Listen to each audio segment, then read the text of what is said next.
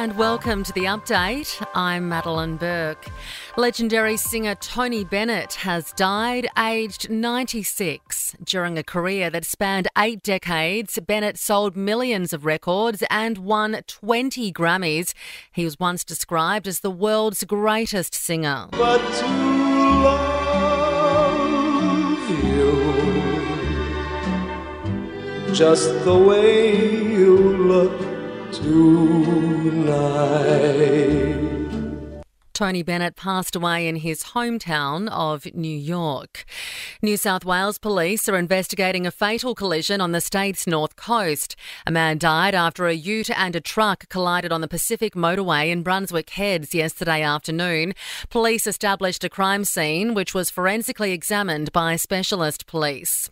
While Victoria Police Missing Persons Squad detectives have charged 2 people following the death of a man in Chadstone earlier this week. The 36-year-old woman and 35-year-old man have each been charged with 1 count of murder. The charges follow an alleged incident at a property earlier this week where a man aged in his 40s was fatally assaulted. Support for the Albanese government's Indigenous voice to Parliament is continuing to decline. A new Resolve survey has found for the first time the majority of New South Wales voters are supporting the No campaign. The poll shows just 31% of Australians are now expecting the Yes vote to succeed.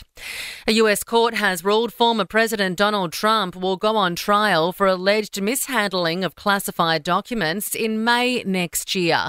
The high-profile case will begin with the US election campaign in full swing. Sport and entertainment are next. In sport, the 4th test is in England's hands after day 3 of play. At Stumps, Australia 4 for 113 in their second innings, trailing the home side by 162 runs.